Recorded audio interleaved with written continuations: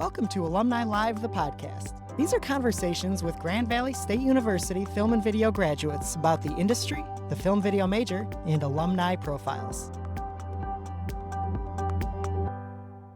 Hello and welcome back to Alumni Live, the podcast. Back by popular demand, we're talking about art departments today in Grand Rapids. We got Erika Renee Pinero. Erika, welcome to the podcast. Hi, Randy. So good to see you again. Man, good to see you too. It's been probably since we were at Grand Valley that we've talked. And getting ready for this, jumped on your website, saw your work. You are doing just awesome work. Not surprising at all since the stuff that we made together at Grand Valley.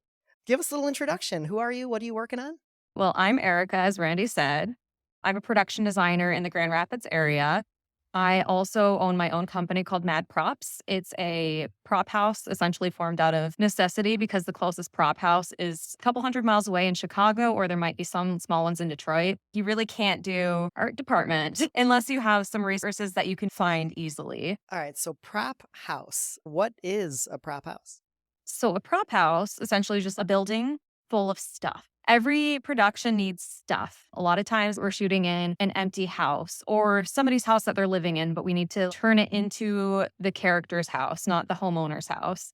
So you really have to rethink everything about the characters and like what would the character have, not what is available. So it's nice to be able to have things ranging from like medical items to normal house items, but different colors of it. Now, where's all this stuff coming from? Are you shopping? Are you like walking around like, oh, that's cool? Are you making it? A lot of all of these things.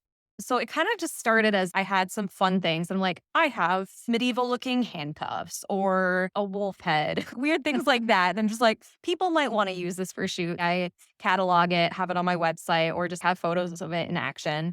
Or a lot of times I'm just working on shoots in the area and things that I buy for shoots that the production does not want to keep afterwards.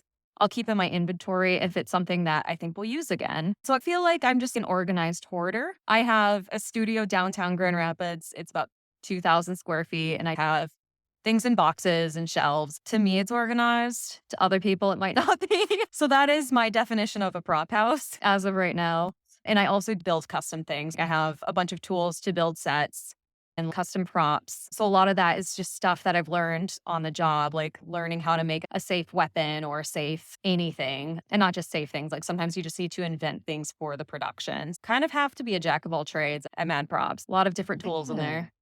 That is so cool. So it sounds like you're making weapons. I'm hearing moose heads. I'm hearing ordinary like office supplies. On your website, you've got everything. When you're doing a job, who's calling you? What kinds of things are you making? What mediums are you working in? I work with a lot of the production companies in the area, mostly focusing on commercials. It's different from narrative. A feature film or narrative production, so sometimes music videos are in that category too, takes different skill sets. So somebody calls you up.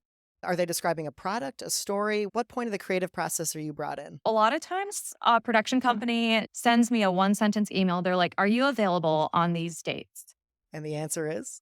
Yes or no. They don't tell me what it is yet. Sometimes I want context, but most of the time I'm like, yes, I'm available, or no, I'm not, sadly. And then communication ends, or I recommend somebody else to do the job. But then from there, they usually send me the script or the idea or storyboards, depending on what part they're at in the process. And a lot of times, especially lately, they'll ask me for a budget and how much do I think I need to make this happen. It's great and terrifying whenever they ask me how much money it takes. Because then I can say how many people I want. I can say how much money I want for expenditures. And it's awesome. But then sometimes they look at the price tag and they're like, oh, and they get scared away. Oh, no. And so I do appreciate it when they're like, this is our budget. And then I let them know how I can make it work. And I'm like, we can have this many people. We can have this quality of items. We can rent these things instead of buying these things. Stuff like that. So most of the times we meet in the middle. I suggest a range. And then from there, once they approve of everything, I hire local people to help me with the project, assuming the budget allows it. And then I start the shopping process. So whether it's me shopping for everything or if I am able to have an assistant buy stuff, I usually just delegate where to pick things up, where to shop. And then the day before the production, we usually pack up the truck. I'm saying we, hoping that I have an assistant with every project. Most of the time it is just me. But I am trying to push forward to having more people, more hands, even if it's a PA, just someone to help me lift things. And so we pack the truck with all the props, make sure they're not going to get damaged in transportation, pack my kit. So that's essentially a toolbox full of all the tools I think I'll need on the shoot, but it's not limited to hammer or screwdriver or stuff like that. I'll bring like gaff tape, command strips, fishing wire. You never know what you'll need in the kit. You have to plan ahead for anything that might happen. So the kit's very important. And then production happens. So essentially you do everything on the shoot, but that's for someone else to decide. And Hmm. then you start the process over in reverse. You repack the truck, you unload it. Then you have to return things. Then you have to look at the budget and make sure you're still in the guidelines. And if you're not, you have to go back to the producer and be like, hey, this is how much money it ended up costing. And then you send your invoice and then you are done. So that is the life cycle in the art Yeah. department. How do you get to the point where people are sending you that one sentence email? What took you from being a super helpful, fun person on sets, making art departments in Grand Valley to owning your own business, making great shows? I mean, I could apply to 1,000 jobs, but I'll never hear back from people. But it's usually somebody worked with me, recommended me to someone, and then they contact me. I'm not in control. I mean, I am. I had to go out and make those connections and work hard on set. So people know that I'm a hard worker. They know I'm good at my job. But it is kind of a funny situation. I don't know if a single person has ever looked at my resume. I'll send my Really? website to people just so they can see examples of things I've done. But it's really just like you meet people in the industry, you say yes to things, especially for college students. I said yes to every project that was presented to me. And that's how I met so many people. That's how I met you, Randy. That's how I met your friend, John Sessions. We worked together on all these free projects, got to know how each other works. That led to other connections. You literally never know who you'll be working under next. And that happens all the time in the industry. I was hired by a production from a producer and I didn't recognize her name. And then after working with her for a couple weeks, she called me and I saw on my phone she was listed as her name and then PA. And I'm just like, Oh, oh my gosh, a year before she hired me and she was the producer, she was the production assistant assisting me. She was great. She was a hard worker. And obviously she moved up quick in the industry. So like you can't be a jerk to anybody. You have to like know everybody has value and everybody could be your boss one day. yeah. And it sounds like that has paid off because, like you said, you're not putting out your resume, it's a network, right? How did that network start? Did that start as you were a student at Grand Valley? Did it start before then? When did you start building those contacts? So essentially, right out of high school, the summer before I started at Grand Valley, I started volunteering on student projects. And I had no idea how important that would be for my career, but I took it seriously then. I treated it like it was a real job, even though I was just like showing up to student projects, not getting paid. I didn't even go to the same school as everybody. Looking back, I've been doing this for over 15 years. And there's so many people that I met on my first day that I still work with.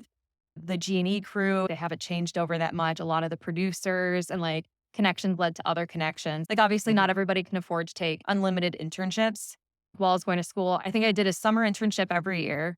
I was also working a part-time job and then just everything I could afford to do without depleting my own life. I said Mhm. yes to. If I remember correctly, when you were starting out, you weren't just doing art direction, you were doing some acting, you were behind the camera, right in front of the camera. Tell us about how all of that kind of works together. Even when you're in an art department situation now, how are you thinking about characters and drawing upon those past experiences? I feel like I took a weird route to get into the art department area. I started as a makeup artist, but I really feel like there's so many experiences that you need to have in the art department. I honestly wish I had a bigger skill set. Like every shoot, I'm learning something new. This past week, I had to essentially re landscape a house. That was crazy. Just learn things, learn everything you can, or meet people who are better at things than you and know how to like pick their brain and or hire them to do what they're good at. Curiosity, I think, is something that has really helped me in my career too. And I think that's something Grand Valley really taught me, at least, was to really be curious about a lot of things. But I am really curious about shaping a character, right? We know there's a script or a sentence or a description or storyboards, like you said. How do you take that and turn that into what is seen on screen? You have to read the script, obviously, and really get to know the characters. After my first read through of the script, I love to talk to the director and just try to pick their brain, like figure out anything they know about these characters, especially if it's based off of real life. But if it's not, there's more room for liberty. Sometimes they'll just say one word, and I'm just like, I will go with this one word. Like, this character is whimsy. So, what does this mean? What kind of things would they have in their Mm. drawers? What kind of things would they have in their pockets? You really want everything to be filled out. Even if the character doesn't go in the closet, there should be stuff in the closet. There should be stuff in every drawer. Can we do this for real for a second? So, a whimsical character, right? You said fill in their pockets, fill in the closet. What are you going back to your prop house and building out with this? Let's say it's a whimsy little old lady and we're decorating her kitchen. So she's probably going to have an apron with acorns in the pocket and some rocks on the counter, some things that maybe she half washed and has drying on the sink, something that was found. Probably a lot of like Yeah. wooden handmade things for this whimsy Mm. character.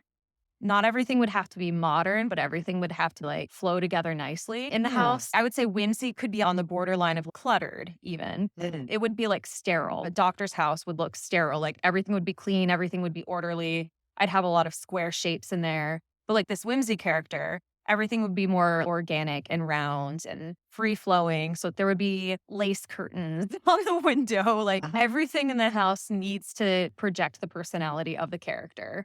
I could see everything that you were just describing. That is awesome. I want to see that image now. Along those lines, talking about characters and their style, does your style make its way onto those images? If we were to look at your body of work, do you feel like there's an Erica Renee Pinero touch that we would recognize? I feel like I've never looked back at my own work. I can recognize my stuff. A lot of times I Mm. do red out my stuff, but I can tell if I did it versus other people, even if it's the same Yeah. stuff and like a boring subject matter. I like to focus on, we call it proof of life. You see an empty room, but we're advertising for an air purifier or something. And so we want to show who lives in that house, even without showing characters or anything. Maybe we'll show a busy mom. So we'll have a purse and maybe some files or like notebooks or a tablet coming out of her purse, a dishcloth on the counter, just showing like, oh, it was just thrown down. Or shoes by the door and just not perfectly arranged. They have to be scattered beautifully. It sounds a little odd, but you have to show that somebody lives there. Yeah. And you have to be inside these characters' heads too. That's so cool that you can like imagine all that and think about their physical life, the things around them that they touch. As you're setting the scenes, what are some lessons that you learned at Grand Valley? Some things that professors that said something profound to you? Are there things that you draw on from your education? I keep going back to one of the classes that Kim Roberts had. She did a whole class on rigid shapes, can be for like rigid characters. And it Mm. kind of drew from that whenever I was talking about like our whimsy character that we are just making up on the fly. And it was just a really fun class. She was showing us random objects and saying how those made her feel. And we usually all feel the same things from different visualizations. So you have to focus on that. Does this make me feel confined? Does this give me anxiety? And sometimes you can use Mm. that in the production. So that was just a really good lesson that I learned from Kim. And then That's another thing that I definitely learned at Grand Valley was working with people that you don't think you'll work well with. You get assigned a group, and it's just like on a professional project. You don't get to choose who's on crew with you unless, as a department head, you get to hire the people under you. You really have to learn how to work with difficult personalities and how to make compromises with your vision and stuff. Like if the director and I are not getting along, I have to remember he or she's the director. I'm making their vision. And they also have to realize that they did hire me for a job and I'm good at this job. I have to know how to stand my ground and mm. also get the job done for everybody. And that was just something that really goes back to like working on student projects. Some people don't always pull the weight of everybody else, and that's still true on set. You have to learn how to deal with that and how to get the job done anyway. I feel like I also had learned that at Grand Valley, and especially not just doing the classwork, but also things at Grand Valley Television, right? You had helped us a lot with Jeff and Mike Write a Comic Book, our little GVTV show. Doing extracurricular stuff at Grand Valley. Do you have any stories about that, or how has that helped you, or time management? Time management's always the hardest part. On productions, I really have to work backwards. It's really just like an assignment based work schedule still. I know when the due date is, the production date. It's kind of the same as in school. And then if I'm bouncing between a couple different projects, I know how to stagger it. So I still have time to do all the projects. Still have to do my homework. I have to make sure all the shopping's done by a certain time. All the online orders are done by a certain time to be able to get to the day before the shoot and pack the truck. A lot of this time management, like class assignments. So it sounds like you're doing stuff at all hours, right? Going shopping, doing productions. How do you feel about your work life balance? Are you able to balance all that? Do you feel like it could be better? What advice do you have around work life balance and managing that? Work life balance could always be better.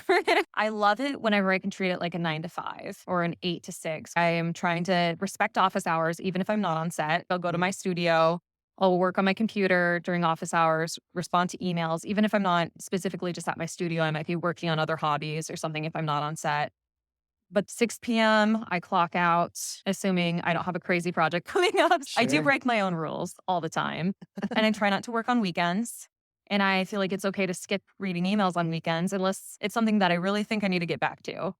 because I just feel like people in the industry need to respect work-life balance, even if I don't do it myself all the time. But then whenever it comes to like a big project, I'm probably getting up at 6, going to bed at midnight, working every single second I have on this project, and then falling asleep exhausted just to wake up and do it again. So I'm trying not to do those projects or let the production know, like, hey, I'm working 18 hours a day to get this done in time. We need more people. If I can't get it done in time, it's because either the production couldn't afford more people.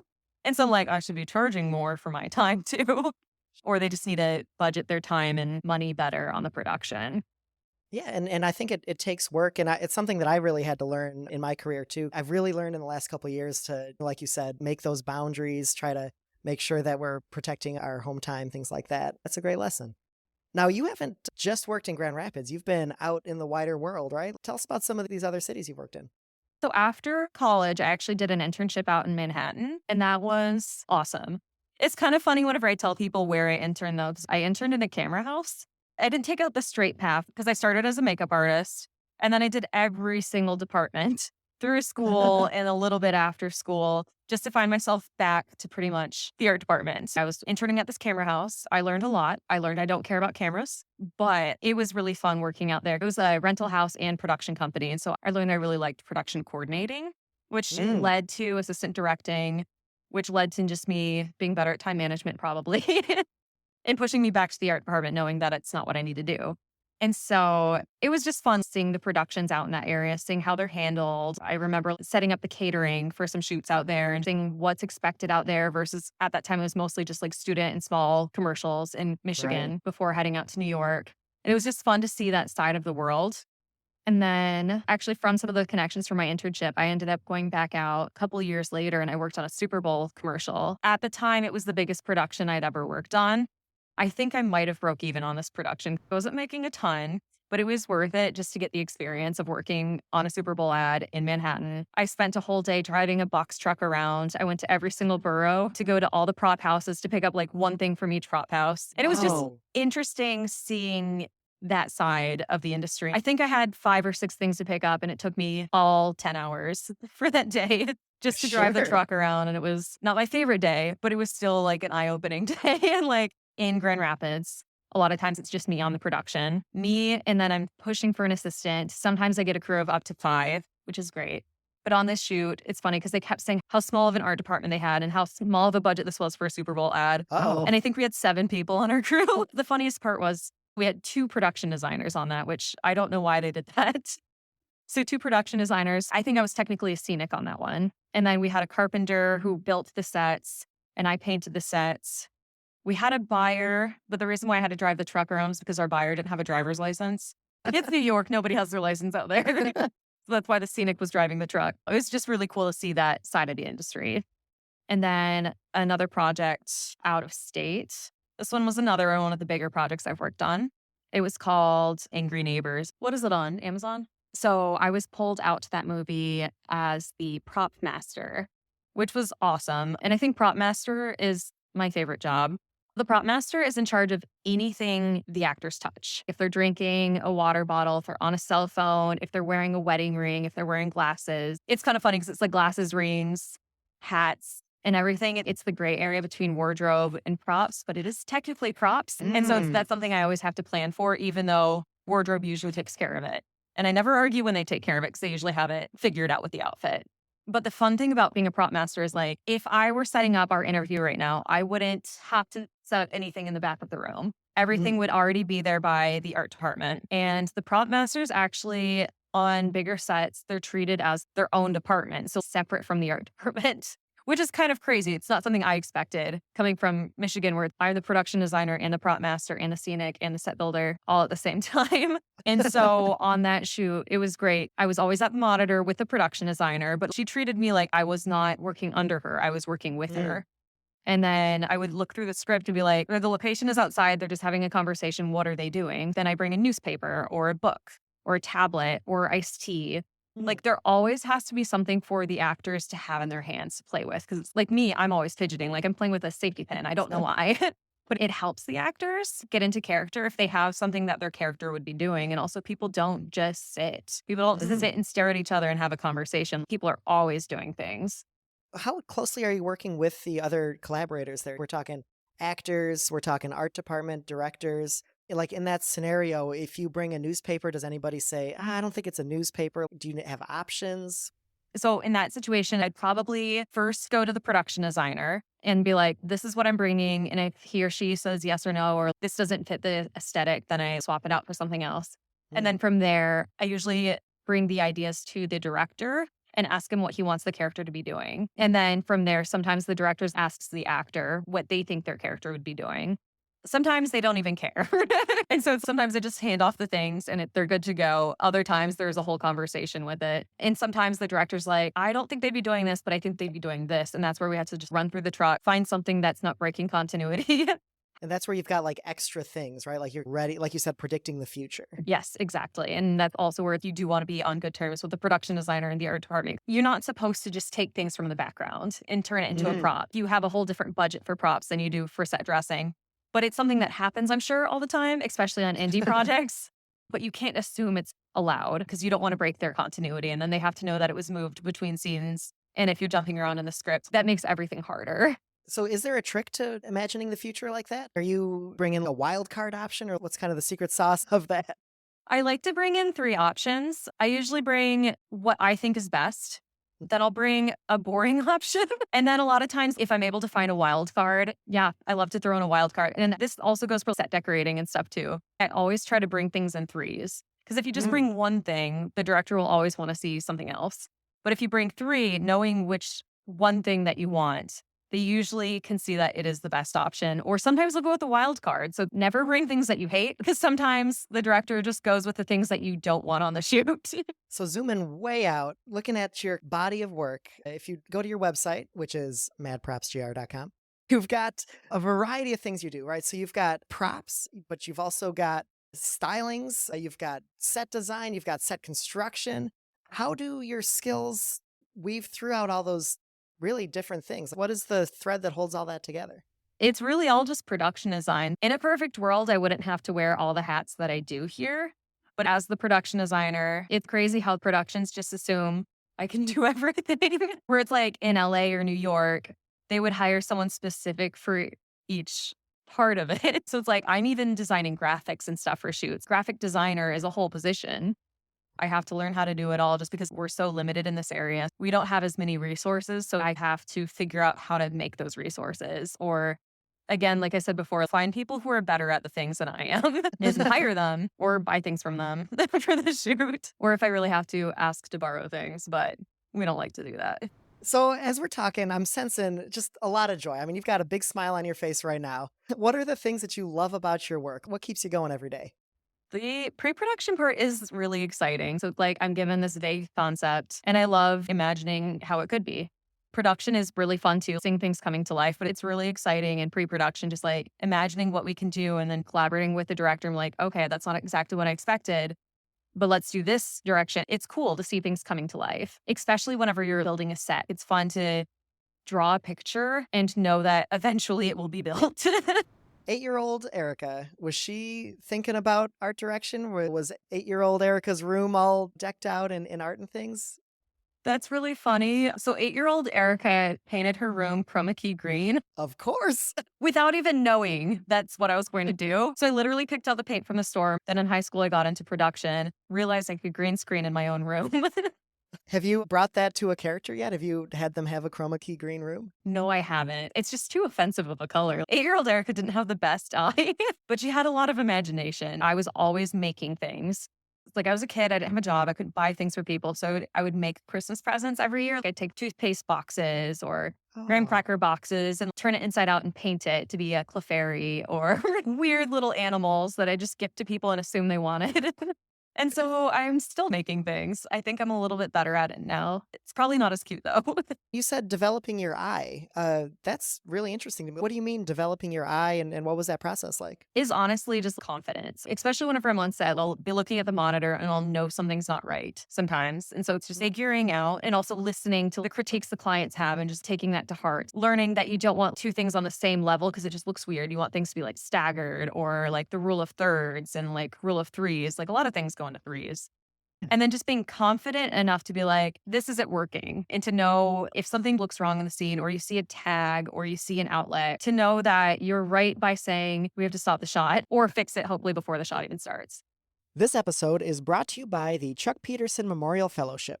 The fellowship was established by Chuck Peterson's family and friends to assist upper level students in the film and video program at GVSU who are working on creative projects that support the nonprofit sector in their community. Kyle Machame, the 2020 recipient of that fellowship, describes the benefits of the support he received. When going through this fellowship, there are three separate parts of yourself that I think get to experience a lot of development. The first is as a student, because this is a learning process. You get to learn how to work with the client on your own, independently out in the world, away from the classroom, like you would in something like producing for clients. And the second one would be as a video maker, as a video producer, as someone who has respect for the work that they're doing and wants to improve on themselves and produce a final product that can be used out in the real world. And then the third one would be as a citizen. You know, you're not making video for an entertainment value or for some kind of commercial purpose. It's for a nonprofit. It's for a direct benefit in your community. And being a citizen of that community, understanding how you can directly impact and improve it, is a really valuable experience that I think the fellowship teaches you to be as a student, as a filmmaker, and as a citizen. All three of those things are directly a part of this process that you get to learn and ask yourself, how do I want to be seen and how do I want to act as these three roles? For more information and to donate to the scholarship, visit the link in the description. Now back to the show. What advice do you have for Grand Valley students? I would say while you're a student, take advantage of as many opportunities as you can. Even if you're not interested in different seminars, take the seminar on sound, take that seminar on directing. You need to learn everything essentially so you know what goes into every single job. I had no idea I wanted to do the art department, but while I was at Grand Valley, I took a seminar on makeup and that started me on this little path, on this crazy Yeah. little journey that somehow went fully around the world, I think, and back to the art department. But especially if you want to do the art department, focus on the things that you love to do. Take the art classes, take the music classes, become an expert in something you're interested in because you don't know when you'll need that. And then also keep tabs on your friends on what they're good at. How could you hire them onto projects? Don't always assume everybody just wants to stop and do freelance work, but a lot of people, especially college students, do, especially the first couple of years after school. So always look to people who are better at things than you and learn from them or know that they're there. Have you had some mentors who were either ahead of you in your career or people that really helped you with your eye or with your career? A lot of people who've helped me with my eye, I would say are clients that I've worked with. There was one person that worked at one of my recurring jobs. She was the art director of their company and just very difficult personality. Nothing would please her. And I actually loved working with her. I was terrified at first. The first couple days I worked with her, I literally went home crying. It was just horrible and realizing she couldn't be pleased. But then I understood what it was that she didn't like. And I learned how to work with her. Her pickiness made me pickier at my job. She was very good at her job and it made me really good at my job. She couldn't always verbalize what it was that wasn't right about the shot, but it's Right. now I know what to look for. I just feel like there's so many people. I've been doing this for 15 years. I'm usually the department head, but every opportunity I get to work under somebody, I take it. Like somebody who works in a different city, I'd love to just assist them for the day, see what tricks they do, see how they do things differently. It's been incredible. Whenever I went up to Minnesota for Angry Neighbors, it was so cool to work with the bigger art department and see the production designer and follow her on social media and see the things she's doing with her career and then ask people for advice, especially as a student. Whatever you're learning, nobody will see you as competition, which is a big thing in the art department, I think. I think a lot of people are afraid to meet other production designers, but I know I'm not good at everything. And I know some people are better at some things than I am, and I'm better at some things than they are. So there's actually another designer that reached out to me, I want to say 5 years ago. She travels all over the world, actually. And for a short time, she was in Grand Rapids, and she reached out to me for coffee. And I was like, oh my gosh, competition. We actually pass each other work because it's like Cool. she's a fine painter. She was trained in oil painting. She has beautiful artwork. And that's not something I'm good at. Now, every time I know somebody's coming into town or is in town, I love to reach out, see what they're good at, see how we can work together, work under them, or they could work under me. It's been really good. And it's a small enough town where it's like everybody knows each other. We don't Right. always get the opportunity to work together, but we need to know how to use each other. I did expect there to be competitors or some kind of rivalries and edges, but it does feel like people are shooting each other jobs and we're really on the same team in this industry a lot of times. And there's so much work in the area. A lot of times I have to say no to jobs. Every time I say no, I love to give them names of people who I know would be good at the job Yeah, it helps grow that network and strengthen that network. to compete with bigger cities. Absolutely. So, my favorite question that I'm going to ask, and I love this all the time, is I just want you to brag about yourself, but I want you to do it in particular in a special way because I want a little brag and a big brag. Specifically, a little prop or a piece of art direction that you're really proud of. And then, of course, a big brag too of best part of your career so far, what you're really proud of. I was building a movie theater set. So we had the movie theater on the LED wall. And then we built the little kiosk and filled it with popcorn. We had to fill it with candy. We can't use real candy because it's branded and we couldn't use brands unless we had their permission. And so I made some simple graphics and I was working with John. Whenever we were working on Atrophy, me and Hannah made Randy's Yay. Fandies because we were fans of you. Atrophy was a feature film that you had worked on, independent feature film in Michigan. Independent feature film. Don't look it up. It's weird. But anyway, I just remembered Randy's Fandies and I was trying to think of something that rhymed with candy. So Randy's Candies popped up. For the audio listeners at home, this is a very visual thing here. But if we're looking at Randy's Candies, can you just point out the graphic design of it? And when you're creating something like that, are you thinking about the cameras, the shot? What do you see when you see that image? So I made a simple design. This was one of the projects where I was overwhelmed with a bunch of stuff to make for the project. And so I'm like, how can I make this as easy as possible? Because like I had to mass produce candy boxes. We didn't have the budget for me to send it to a printer. We didn't have budget or time. And so I was literally designing this on my laptop, printing it. I think I sent it to Staples to get the highest quality. I have the same font and the same border around the candy box. And then I changed the graphics. I have a melting ice cream cone. I have macarons, I have Skittles, and then one's like a fireball. So those were different flavors of the candy. And then each one, I changed the color scheme. Oh, and then I had a film strip around the edge just to make it simple. So essentially it was copy and paste, change the colors in the graphic. So I could mass produce these, print them, fold them, put them in the display case. But to come up with the graphic, I actually spent 6 hours just trying to see if there's a way I could use AI to help my job. And so I was using ChatGPT and I was like, show me candy boxes. I actually didn't use anything that it sent me. I wasn't that good at using it, but it was funny to see the starting points from it. I'm interested to see where we go with AI tools. I don't think it'll replace any of us. I think it should make our lives easier in theory, unless we don't know how to use it well. But it was cool just to get a starting point and like, okay, this is what all the boxes have. Obviously, I could have just grabbed a real box. I did that too. And just format it similar to other boxes because I wanted the graphics to look normal, which sounds like such a basic thing to want with graphic design, but it's not the star of the production. I'm not advertising Randy's Candies in this. I am showing a movie theater and I want something that looks real. And so we don't want it to just be like taped off or painted over real candy boxes. We want it to look seamless and normal without drawing the eye too much. And I think those did a good job with that. They were the right color scheme. They weren't too vibrant and they looked real enough. That's really cool. And I do want you to brag about yourself for a second. What do you think you're most proud of in your career?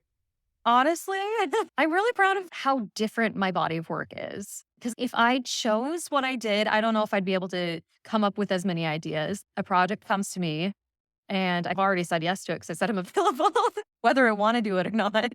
And it's cool learning to love the project and then doing the best I can with it. There was a really big shoot a couple of years ago. It was severely under budget. They gave me such a low budget for such big asks. Projects like that, I'm proud of surviving. It was something for Target. So it was a really big client and I really wanted to do a good job with it. But also the asks were huge. They wanted me to build 4 different sets to be shot in, I think, 3 days. Essentially, all the sets had to be standing at the same time at Lowing Studios. So it's only the 50-foot cyc wall.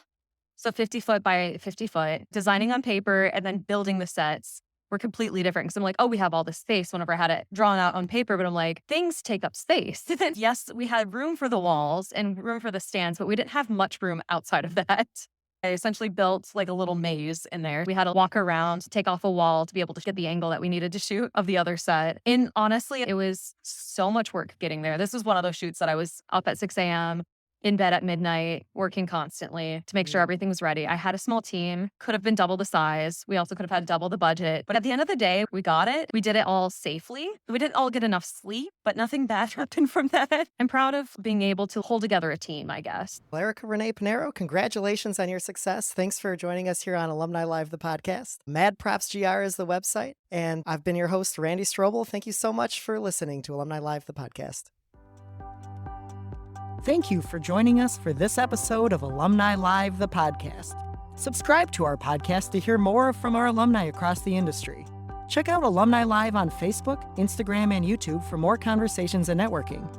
Let us know what topics you want to hear our alumni talk about. The Grand Valley State University Film Video Alumni Network is here for you, and we're glad that you're here. Thank you for listening.